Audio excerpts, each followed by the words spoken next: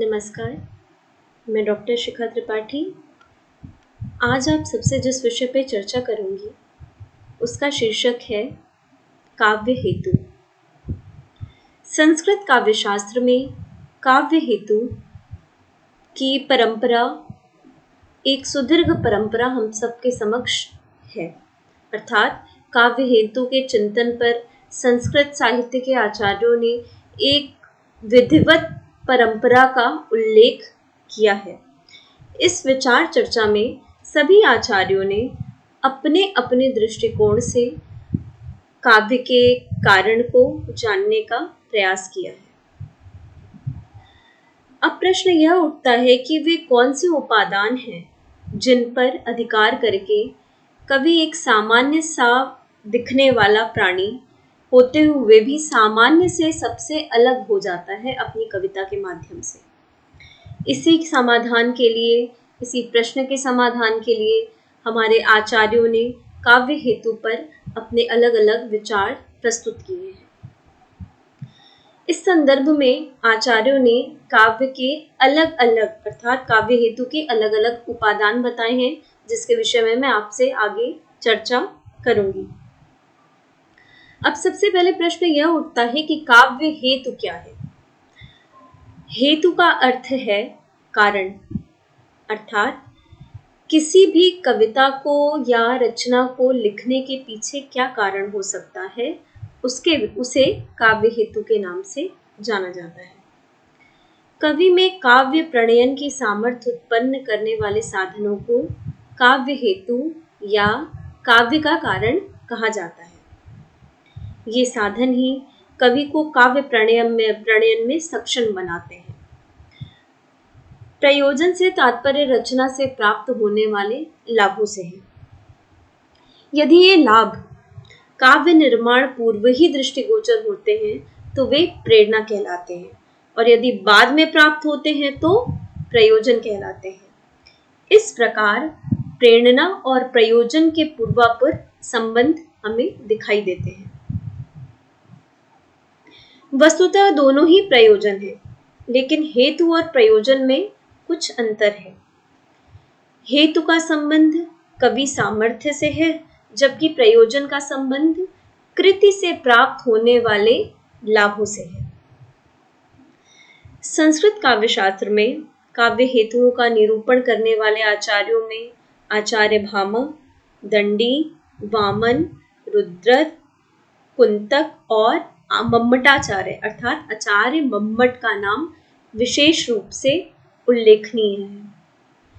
हिंदी के रीतिकालीन कवियों में सूरति भिक्षी, श्रीपति तथा आधुनिक युग के जगन्नाथ प्रसाद भानु ने आचार्य मम्मट के आधार पर ही काव्य हेतु का निरूपण किया। अर्थात आचार्य मम्मट के विचारों को ग्रहण करते हुए उन्होंने अपने अनुसार काव्य हेतुओं की चर्चा की।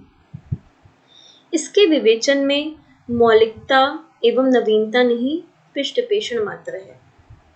काव्य शास्त्र के प्रथम आचार्य भामा ने काव्य के 3 हेतु माने हैं। अर्थात आचार्य भामा ने 3 प्रकार से काव्य के कारण को स्वीकार किया है। वे 3 इस प्रकार से हैं: प्रतिभा, व्युत्पत्ति और अभ्यास। दंडी ने भी शब्द भेद से इन्हें ही स्वीकार किया है। उन्होंने इसके नाम में परिवर्तन कर दिया है, लेकिन काव्य के हेतु के मूल में भी आचार्य दंडी ने भी इन्हीं तीनों को स्वीकार किया है और उनके नाम इस प्रकार दिए हैं: नैसर्गिक प्रतिभा, निर्मल शास्त्र ज्ञान तथा आनंद अभियोग। आचार्य रुद्र तथा कुंतक ने भामा की प्रतिभा के स्थान पर शक्ति नाम दे दिया है तथा शेष यथावत है। अर्थात आचार्य रुद्रट एवं आचार्य कुंतक ने भी आचार्य भामा के दिए गए नाम प्रतिभा के स्थान पर शक्ति को प्रयोग करके बाकी व्युत्पत्ति और अभ्यास को ही काव्य हेतु का मूल माना है। वे कहते हैं कि शक्ति, व्युत्पत्ति और अभ्यास ही काव्य हेतु का मूल है। आचार्य वामन ने इसे विस्तार पूर्वक तथा प्रकारांतर से स्वीकार किया है। उन्होंने काव्य के हेतु लोक विद्या और प्रकीर्ण को माना है। प्रकीर्ण के उन्होंने 6 भेद किए हैं। पहला है लक्ष्यत्व, अभियोग, वृद्ध सेवा, अवेक्षण, प्रतिभा और अवधान। इस प्रकार लोक विद्या और प्रकीर्ण में प्रकीर्ण के 6 प्रकार को स्वीकार करते हुए आचार्य वामन ने काव्य हेतु पर चर्चा की। आचार्य राजशेखर ने भी शक्ति को ही काव्य का मुख्य हेतु माना। समाधि और अभ्यास ये दोनों कवित्व शक्ति को उद्भाषित करते हैं। आगे परवर्ती आचार्य मम्मट ने 3 काव्य हेतु दिए हैं और शेष सभी का अंतर्भाव इन्हीं के अंतर्गत माना है। आचार्य मम्मट कहते हैं कि शक्ति निपुणता लोक शास्त्र काव्याद्यवेक्षणात्, शक्ति निपुणता लोक शास्त्र काव्याद्यवेक्षणात् काव्यज्ञ शिक्षायाभ्यास इति हेतुस्तुद्भवे। अर्थात ये हेतु हैं शक्ति, लोक व्यवहार, शास्त्र तथा काव्य आदि के अनुशीलन से प्राप्त निपुणता अर्थात व्युत्पत्ति और काव्यज्ञ की शिक्षा से अभ्यास। इसी क्रम में आगे बढ़ते हुए पंडितराज जगन्नाथ ने प्रतिभा को ही काव्य हेतु स्वीकार किया। व्युत्पत्ति और अभ्यास प्रतिभा के उन्मीलक हेतु हैं। इस प्रकार से यह स्पष्ट होता है कि संस्कृत काव्य शास्त्र में शब्द भेद से प्रायः 3 ही हेतु स्वीकार किए गए हैं, जो है प्रतिभा, व्युत्पत्ति और अभ्यास।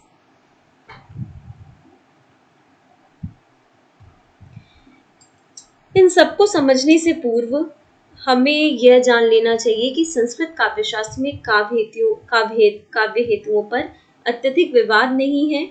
उसके तारतम्य, महत्व और प्रभाव के विषय में सभी आचार्यों ने शब्द भेद कर करके काव्य के 3 हेतु स्वीकार किए, वो है प्रतिभा, व्युत्पत्ति और अभ्यास। प्रथम वर्ग में वे आचार्य आते हैं जो मात्र प्रतिभा को ही हेतु मानते हैं। शेष अभ्यास और व्युत्पत्ति को प्रतिभा का ही संस्कारक स्वीकारते हैं। इन्हें प्रतिभावादी आचार्य कहा जा सकता है।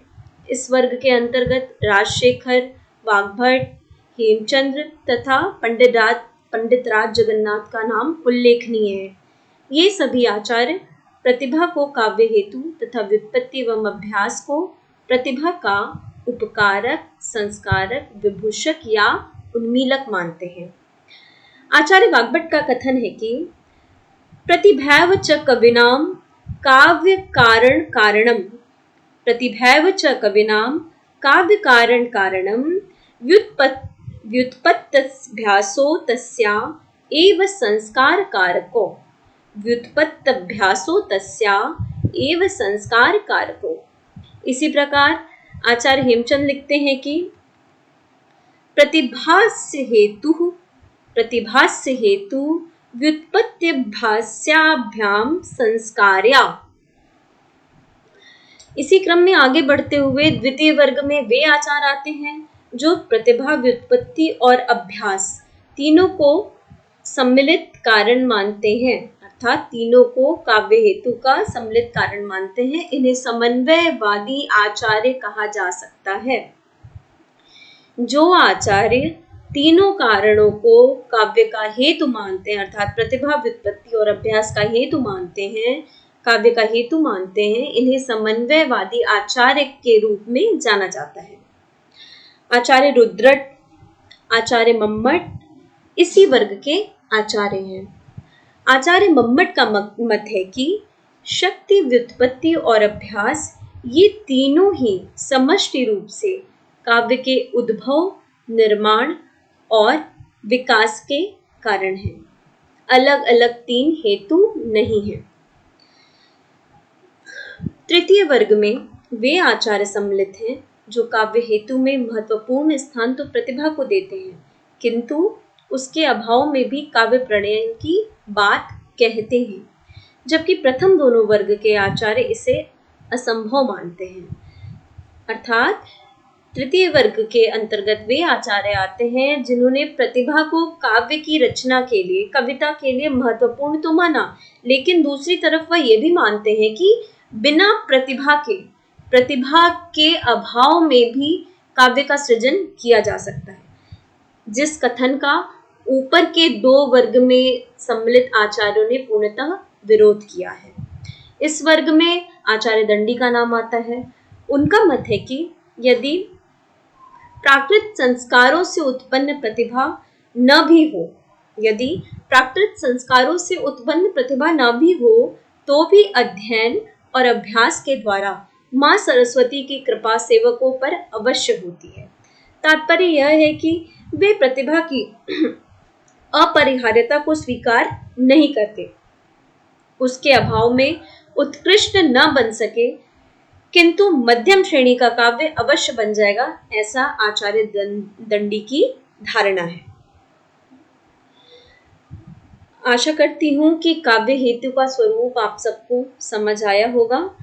काव्य हेतु के संदर्भ को आगे बढ़ाने के लिए मैं अगले व्याख्यान में आप सबके समक्ष उपस्थित होंगी और इसके विषय में आगे आप सबसे चर्चा करूंगी।